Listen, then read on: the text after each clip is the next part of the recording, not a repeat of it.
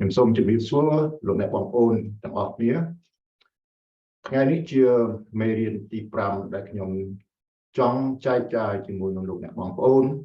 ដែលមានចំណងជើងថាព្រះយេស៊ូវជាព្រះដែល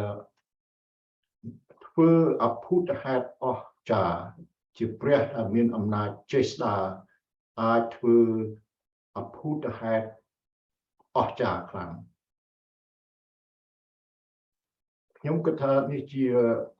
មេរៀនមួយដ៏សំខាន់សម្រាប់យើងទាំងអស់គ្នាដែលស្វែងរកព្រះអង្គហើយអ្នកដែលមិនទាន់ស្វែងរកព្រះអង្គនឹងបានយល់ពីអំណាចចេស្តារបស់ព្រះយេស៊ូវព្រះយេស៊ូវគ្រីស្ទទ្រង់ជាព្រះដែលមានប្រជញ្ញរស់នៅសពថ្ងៃដូចខ្ញុំបានទៅជែកវែកញែកជាមួយនឹងលោកអ្នកបងប្អូនពីមុនមកគឺថាបញ្ជាក់ណាថាព្រះអង្គជាព្រះដែលមានប្រជញ្ញរស់នៅសពថ្ងៃមិនមែនជាព្រះចូលនិព្វានឬមិនមែនជាព្រះចូលទីមង្គល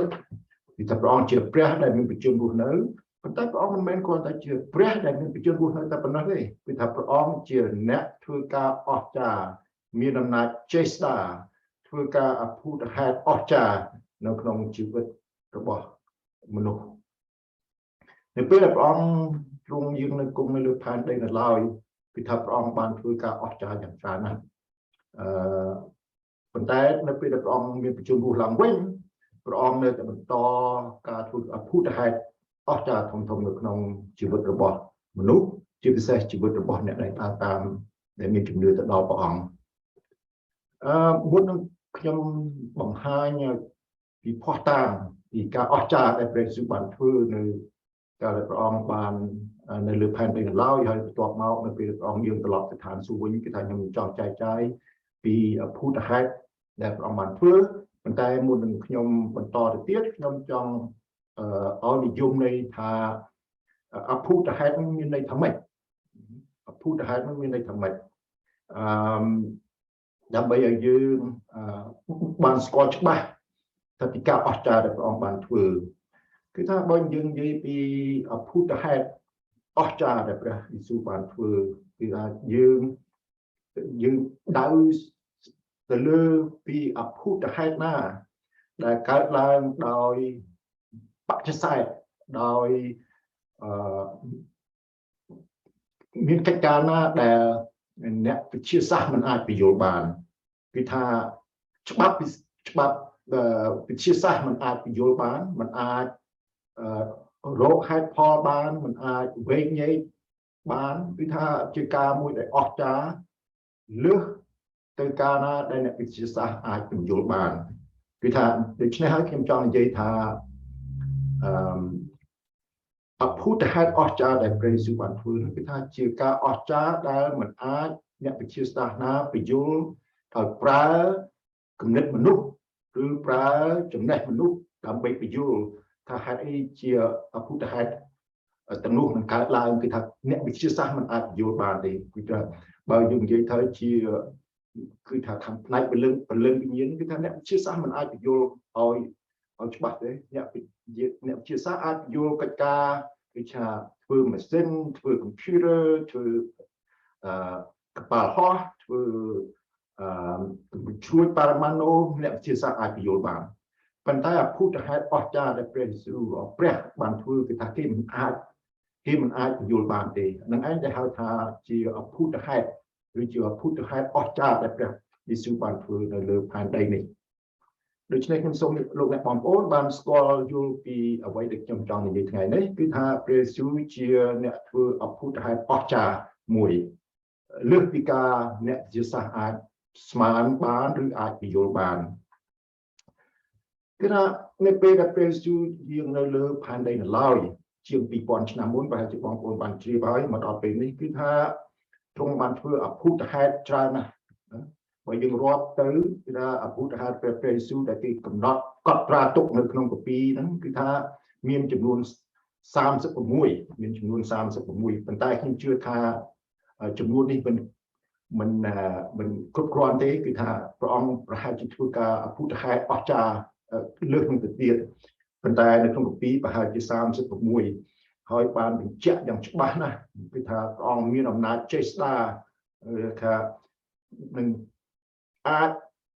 ធ្វើការអស្ចារ្យនៅស្ថានភាពនោះណាដែលយើងគិតថាมันអាចទៅមុខរួចมันអាចទៅកើតឡើងឬมันអាចកើតឡើងគឺថាព្រះអង្គអាចធ្វើការអស្ចារ្យនោះគឺថាបើយើងពិនិត្យព្រះគម្ពីរឲ្យច្បាស់លាស់គឺថាជាពិសេសនៅគម្ពីរសញ្ញាថ្មីគឺថាព្រះអង្គបានធ្វើឧទាហរណ៍ដូចជាបណ្ដេញ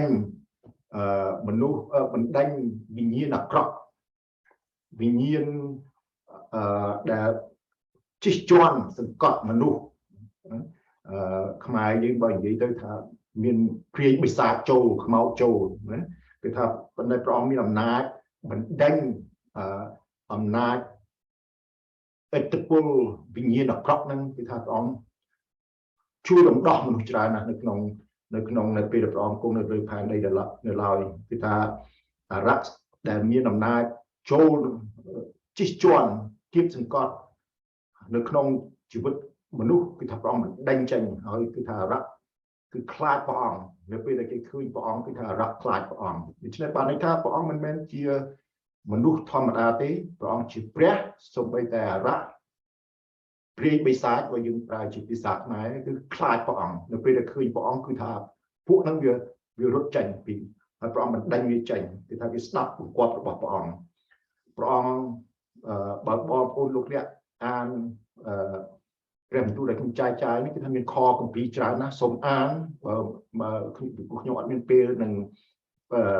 នាំខគម្ពីរមួយនឹងឲ្យបងប្អូនទេប៉ុន្តែខ្ញុំសូមតែសរុបសេចក្តីខ្លះគឺថាសូមបងប្អូនអានព្រះបន្ទូលអានព្រះគម្ពីរដែលខ្ញុំកត់ទុកនៅលើការអธิบายរបស់ខ្ញុំនឹងគឺថាសូមបងប្អូនអានខ្លួនឯងប៉ុន្តែខ្ញុំគ្រាន់តែចង់បញ្ជាក់ថាព្រះអង្គជាព្រះដែលមានចេស្តានៅលើជំងឺរបស់មនុស្សព្រះអង្គប្រោះមនុស្សដែលមានឈឺឲ្យបានជាឡើងវិញព្រះអង្គជួយមនុស្សដែលខ្វាក់ឲ្យគេឃើញឡើងវិញមនុស្សខ្វិនឲ្យគេដើរឡើងវិញមនុស្សដែលមានដៃពិការស្វិតឲ្យបានកម្រើកឡើងវិញល្អធម្មតាឡើងវិញគឺថាព្រះអង្គបានធ្វើឲ្យមនុស្សដែលស្លាប់ដូចជា Lazarus ចឹងឲ្យរស់ឡើងវិញឲ្យចេញពីភ្នូរទោះបីជាសពរបស់គេបានពុករលួយយ៉ាងម៉េចក៏ដោយគឺថាព្រះអង្គអាចហៅឲ្យសពរបស់នោះត្រឡប់មកមានជីវិតដូចធម្មតាឡើងវិញដូច្នេះព្រះអង្គមានអំណាចចេស្តានៅលើជីវិតរបស់មនុស្សនេះជាអំណាចរបស់ព្រះអង្គជាអំណាចរបស់ព្រះណាយើងធ្វើអត់កើតទេយើងគ្រប់គ្នាធ្វើអត់កើតទេគ្មានអ្នកណាអាចធ្វើកើតទេមានតែព្រះអង្គជាព្រះដែលមានចេស្តាខ្លាំងជាព្រះដែលអាចធ្វើភូតហេតុអស្ចារ្យនៅក្នុងជីវិតមនុស្សនឹងអាចធ្វើការបានដូច្នេះខ្ញុំសូមឲ្យបងប្អូន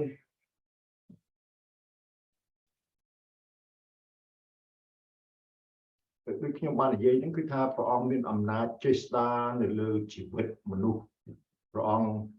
ប្រោសមនុស្សស្លាប់ឲ្យរស់ឡើងវិញហើយយើងដឹងហើយខ្ញុំបាននិយាយជម្រាបជូនលោកអ្នកបងប្អូនពីដើមមកគឺថាមេរៀនពីមុនហ្នឹងគឺថាព្រះអង្គជាព្រះដែលមានប្រជញ្ញរស់នៅព្រះអង្គបានគេធ្វើគុតនៅលើជើងឆ្កាងហើយព្រះអង្គមានប្រជញ្ញរស់ឡើងវិញណាដូច្នេះសេចក្តីស្លាប់របស់មនុស្សมันអាចឃុំឃាំងជីវិតរបស់ព្រះអង្គបានអ្វីដែលកើតនៅក្នុងលោកនេះมันអាចខាត់ព្រះអង្គមិនឲ្យធ្វើមិនឲ្យព្រះអង្គធ្វើមិនកើតទេគឺថាព្រះអង្គមានអំណាចលើជីវិតរបស់មនុស្សហើយព្រះអង្គក៏មានអំណាចលើនឹងធម្មជាតិទាំងមូលដែរមិនមែនគ្រាន់តែជីវិតមនុស្សទេមិនមែនតែក្នុងការរស់នៅរបស់មនុស្សទេប៉ុន្តែព្រះអង្គមានអំណាចលើធម្មជាតិពីព្រោះព្រះអង្គជាអ្នកបង្កើតធម្មជាតិដូច្នេះព្រះអង្គមានអំណាចលើធម្មជាតិណា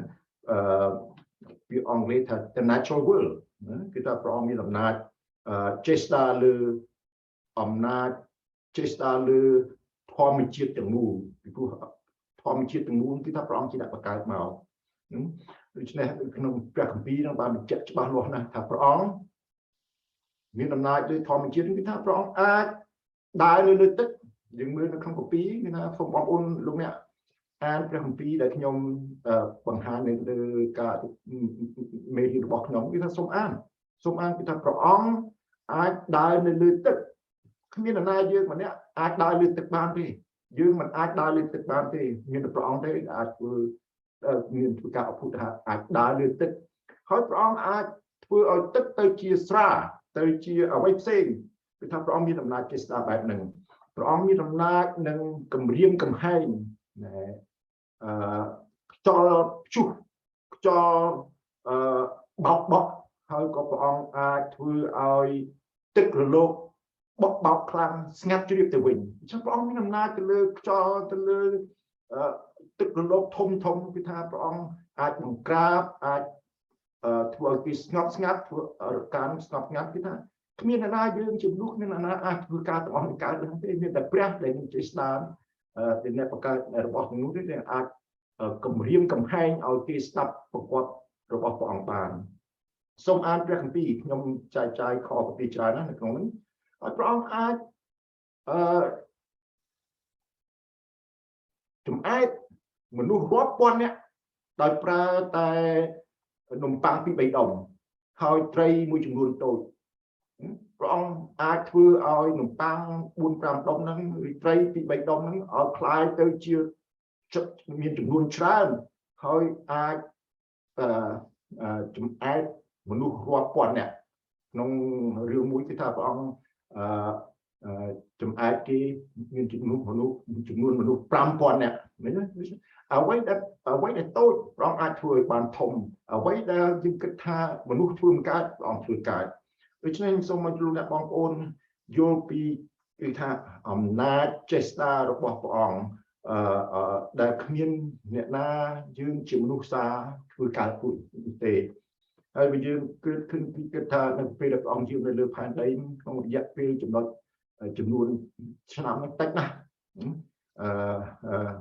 តែ33ឆ្នាំទេគឺថាប៉ុន្តែព្រះអង្គធ្វើការអស្ចារ្យដើម្បីសង្គ្រោះមនុស្សនឹងច្រើនណាស់បងប្អូនហើយបងប្អូនមិនទាន់យល់ពីព្រះយេស៊ូវមិនទាន់ស្គាល់ពីព្រះយេស៊ូវខ្ញុំនិយាយនឹងខ្ញុំសូមឲ្យលោកអ្នកបងប្អូនស្វែងរកព្រះអង្គស្គាល់ព្រះអង្គ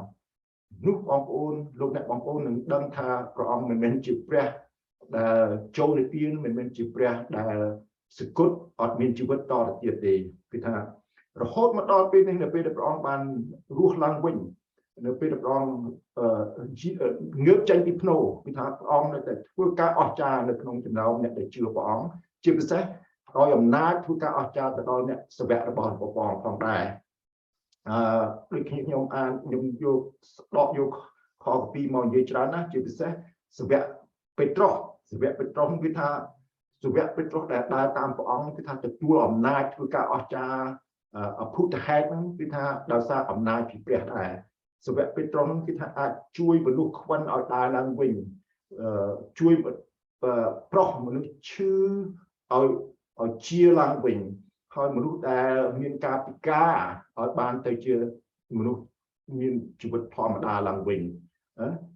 ហើយគាត់មានការធ្វើអស្ចារ្យនៅពេលគេដាក់គុកគាត់ពឹងទៅលើអំណាចរបស់ព្រះហើយមានធ្វើការអស្ចារ្យទាល់តែអ្នកដែលធ្វើឲ្យគាត់បានតែគេដាក់គុកគាត់ចេញគាត់ថាគាត់រួចចេញពីគុកនឹងឡើងវិញហើយបន្តមកទៀតគឺថាគាត់ប្រោះមនុស្សដែលស្លាប់ហើយរស់ឡើងវិញដូច្នេះសាវកពេត្រុសនោះគឺថាជាអ្នកដើរតាមព្រះអង្គឃើញតែព្រះយេស៊ូវធ្វើការអស្ចារ្យនៅក្នុងជីវិតគាត់តែព្រះយេស៊ូវឲ្យអំណាចគាត់ធ្វើការអស្ចារ្យដែរសាវកប៉ូលក៏ដូចគ្នាដែរសាវកប៉ូលគឺថាលោកអ្នកបងប្អូនជឿគាត់ពីដើមគាត់ជឿព្រះនេះគាត់ប្រឆាំងនឹងព្រះគាត់ធ្វើបាបអ្នកដែលជឿព្រះប៉ុន្តែនៅព្រះយេស៊ូវលេចមកឲ្យគាត់ប្រែចិត្តហើយដើរតាមព្រះអង្គគាត់ទទួលអំណាចពីព្រះដើម្បីធ្វើការអស្ចារ្យនឹងដែរដូច្នេះសូម្បីសាវកប៉ូលគឺថាគឺមានអំណាចចេស្តានឹងគឺធ្វើការរបស់ព្រះគឺថាមនុស្សខ្វិនឲ្យដើរឡើងវិញមនុស្សឈឺឲ្យជាឡើងវិញហើយគាត់រំដោះមនុស្សដែលមានពលឹងមានវិញ្ញាណអាក្រក់នឹងឲ្យរួចពីកញ្ញានៃរបស់អារក្សនឹងផងដែរអញ្ចឹងបានថាហើយនៅថ្ងៃមួយគឺថា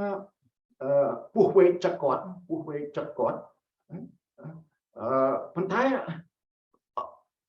អត់ធ្វើគាត់ស្លាប់អត់ធ្វើគាត់មានការឈឺចាប់ទាំងអស់ដោយសារអំណាចចេស្តាពីព្រះលោកអ្នកបងប្អូននៅស្រុកខ្មែរឬនៅកន្លែងផ្សេងៗដឹងណាគេណាពោះវែកចាប់យើងហើយបើយើង โรคទៅពេទ្យមិនទាន់នេះគឺថាត្រូវស្លាប់ប៉ុន្តែនៅជំនាន់លោកសាវកពលគឺថាគ្មានពេទ្យគ្មានថ្នាំទៅសម្រាប់ជួយអ្នកមនុស្សដែលត្រូវចាត់ដោយសារពោះវែកនោះហើយប៉ុន្តែនៅពេលពោះវែកចាត់គាត់ពឹសរបស់ពោះវែកនោះគឺថាអត់ធ្វើគាត់មានការជឿចាប់អីទាំងអស់គាត់ជីវិតគាត់ធម្មតាដូច្នេះអំណាចចេស្តាពីព្រះចំពោះអ្នកជឿព្រះអង្គដើរតាមព្រះអង្គដូចសាវកពលគឺថាអាចធ្វើការអស្ចារ្យដែរហើយសាវកពលក៏ដូចជាសាវកពេត្រុសដែរគឺថាជួយមនុស្សស្លាប់ឲ្យរស់ឡើងវិញដូច្នេះសូមបងប្អូនអានព្រះបន្ទូលខគម្ពីរដែលខ្ញុំចែកនៅក្នុងមេរៀនរបស់ខ្ញុំនេះពីព្រោះពេលឱកាសมันអាចអនុញ្ញាតឲ្យខ្ញុំនិយាយបានក្បោះក្បាយខ្ញុំគិតថាខ្ញុំមិនដឹងថាតើលោកអ្នកបងប្អូនត្រូវការឮពីអភូតហេតុប្រមាណទៀតដើម្បីបងប្អូនជឿប្រកបថាព្រះយេស៊ូវជាព្រះដែលមានជាព្រះដែលមានបញ្ជូនរស់នៅហើយជាព្រះមានអំណាចចេស្តាអាចធ្វើអភូតហេតុអស្ចារ្យបានប៉ុន្តែខ្ញុំគិតថាភ័ស្តុតាងដែលខ្ញុំបានចែកចាយភ័ស្តុតាងដែលជឿព្រះអង្គបានឃើញហើយភ័ស្តុតាងដែលបានសរសេរកត់ទុកនៅក្នុងព្រះគម្ពីររបស់ព្រះអង្គគឺថាមានចំនួនគ្រប់គ្រាន់សម្រាប់អ្នកដែលដើរស្វែងរកព្រះអង្គបើគេស្វែងរកព្រះអង្គហើយគេដើរតាមព្រះអង្គហើយគេជឿដល់ព្រះអង្គនោះគេនឹងឃើញការអស្ចារ្យអ្វីដែលព្រះអង្គបានធ្វើពីព្រោះព្រះអង្គជាព្រះដែលមានបញ្ជូនរស់នៅសពថ្ងៃមិនមែនជាព្រះអង្គដែលចូលទីវង្គតហើយមិនមែនជាព្រះអង្គដែលចូលនិព្វានដូច្នេះយើងឃើញថាបើយើងប្រៀបធៀបទៅអ្នកដទៃផ្សេងទៀតនៅក្នុងពិភពលោកក្នុងប្រវត្តិសាស្ត្រមនុស្សគឺថាគ្មានអ្នកណាធ្វើការអស្ចារ្យខ្លាំងដូចជាព្រះយេស៊ូវដែលទ្រង់បានធ្វើការអស្ចារ្យនៅពេលដែលព្រះអង្គនៅលើផែនដីនៅឡើយហើយបន្ទាប់ពីព្រះអង្គយាងត្រឡប់ទៅឋានសួគ៌វិញហើយព្រះអង្គធ្វើការអស្ចារ្យនៅតាមរយៈអ្នកសាវករបស់ព្រះអង្គអ្នកដែលដើរតាមព្រះអង្គគឺថាពីកន្លងមកគឺថាគ្មានអ្នកណាដូចព្រះអង្គដែលអាចធ្វើការអស្ចារ្យដូចព្រះអង្គឥឡូវនេះសប្តាហ៍នេះក៏គ្មានអ្នកណាមានអំណាចចេស្តាធ្វើការអស្ចារ្យដូចព្រះអង្គហើយខ្ញុំគិតថានៅថ្ងៃមុខក៏គ្មានអ្នកណាមានចេស្តាអាចធ្វើការដូចព្រះអង្គបានទេដូច្នេះខ្ញុំសូមលោកអ្នកបងប្អូនតាមដានជាមួយខ្ញុំថាព្រះយេស៊ូវមិនមែនជាព្រះចូលទីបង្គត់មិនមែនជាព្រះចូលនិព្វានព្រះដែលមានបញ្ជូនរស់សពថ្ងៃហើយព្រះអង្គអាចធ្វើការអស្ចារ្យនៅក្នុងជីវិតរបស់មនុស្សដែលដើរតាមព្រះអង្គបើបងប្អូនស្រាវជ្រាវចុះខ្ញុំសូមអញ្ជើញលោកអ្នកបងប្អូនឲ្យស្រាវជ្រាវតើបងប្អូនអាចរកអ្នកណារកព្រះណាដែលអាចធ្វើការអស្ចារ្យដូចព្រះយេស៊ូវប្រៀបធៀបខ្ញុំចង់សរុបថាគ្មានអ្នកណាមួយអាចប្រៀបធៀបជាមួយនឹងព្រះអង្គបានព្រោះអ្នកដទៃទៀតមិនមែនជាព្រះដែលមានបញ្ជូនរស់នៅមានអំណាចចេស្តាដូចព្រះយេស៊ូវគ្រីស្ទដូច្នេះយើងអាចពឹងទៅលើព្រះយេស៊ូវគ្រីស្ទជាព្រះមានបញ្ជូនរស់នៅហើយជាព្រះអាចធ្វើអភូតហេតុអស្ចារ្យសម្រាប់ជីវិតរបស់លោកអ្នកបងប្អូនផងដែរតែលោកអ្នកបងប្អូនចង់រៀនពីព្រះយេស៊ូវជាព្រះដែលធ្វើអភូតហេតុអស្ចារ្យហើយចង់ខ្លាយទៅជាអ្នកមួយដែលធ្វើអភូតហេតុដោយសារសេចក្តីសង្ឃឹមសេចក្តីជំនឿនិងសេចក្តីស្រឡាញ់ដែលបងប្អូនមានចំពោះព្រះយេស៊ូវគ្រីស្ទខ្ញុំសូមបងប្អូនតាមដានពីការនឹងឲ្យបានច្បាស់លាស់តទៅទៀត Now it's my turn to share my message to you in English. The title of this message is Jesus, the Real Miracle Worker. The special verse for this message is found in Luke chapter 5, verse 26. We have seen remarkable things today. Jesus Christ is not merely the living God, but also the real miracle worker. While still on earth, he performed numerous miraculous acts. And because he lives today, believers in him can experience his miracles in their lives. Today, that's what I want to share with you. I want you to keep in mind who God is, who Jesus is, what he is capable of doing it. But before proceeding to present evidence about Jesus, the real miracle worker, and continued to do his miracles among his followers and through his disciples. Let me define what I mean by miracles. Miracle can be defined as simply as phenomena that occur in defiance of natural laws, in defiance of natural law, or scientific reasoning. I am a political scientist, I'm a social scientist. It's about science, it's about believe what you see,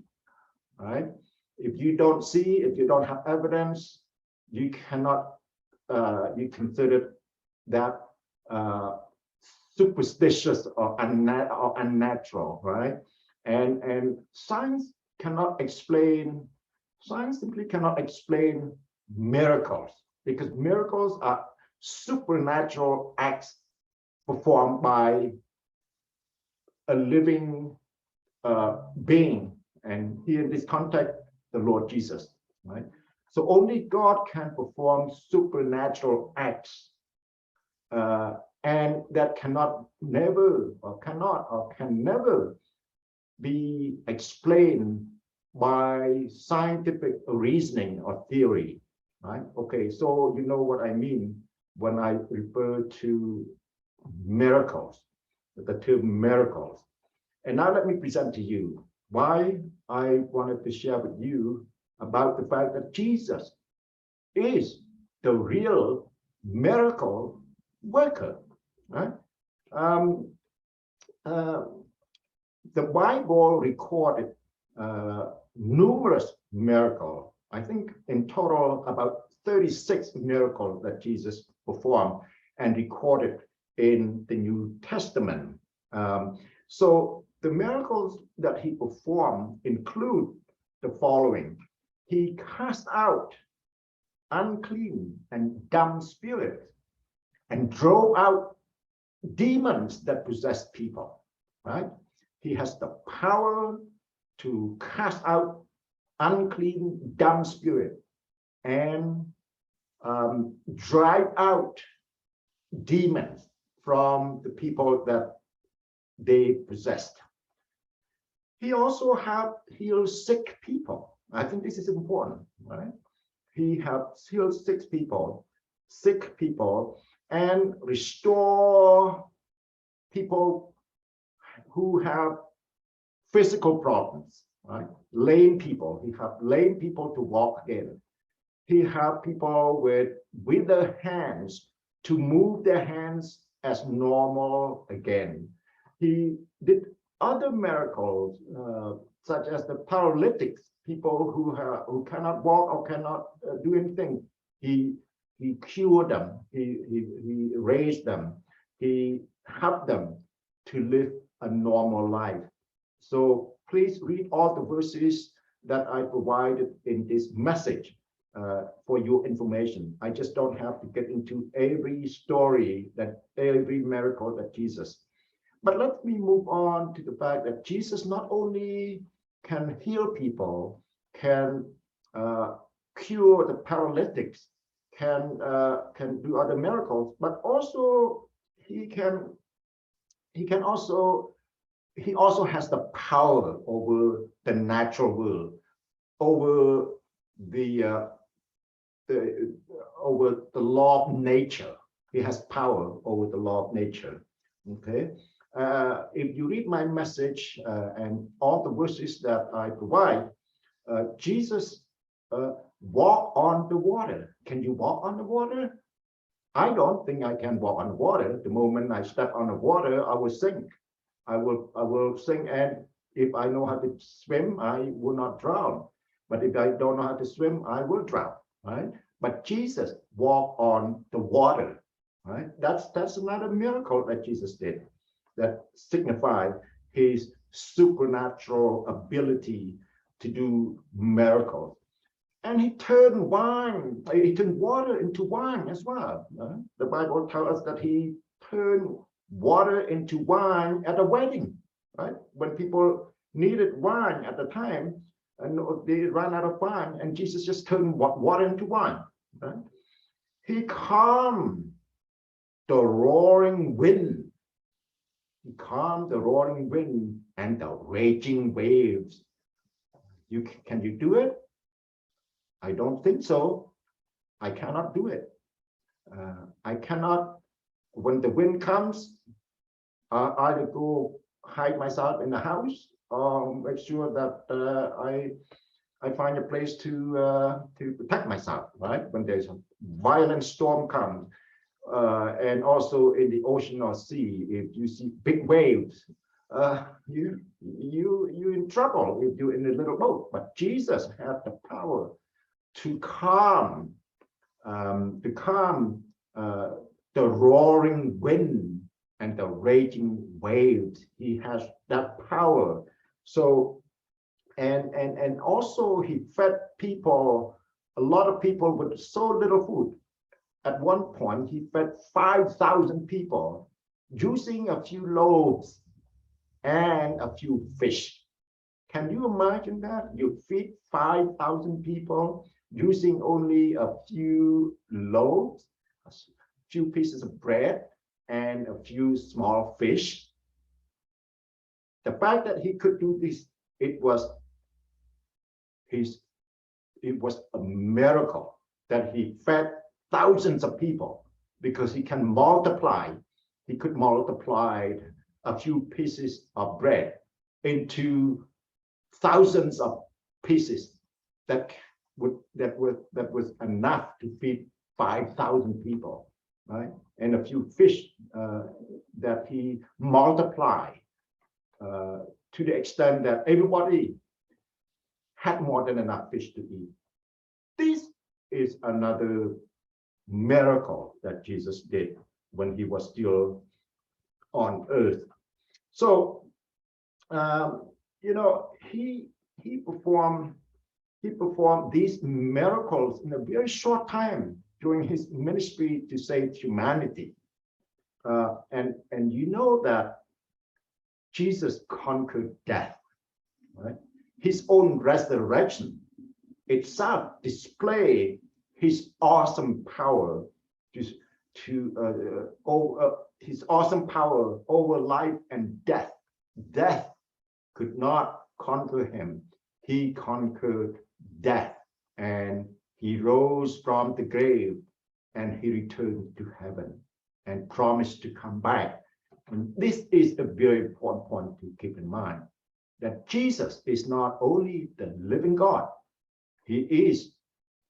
the real miracle worker. Right? After he rose from the dead, Jesus also performed more miracles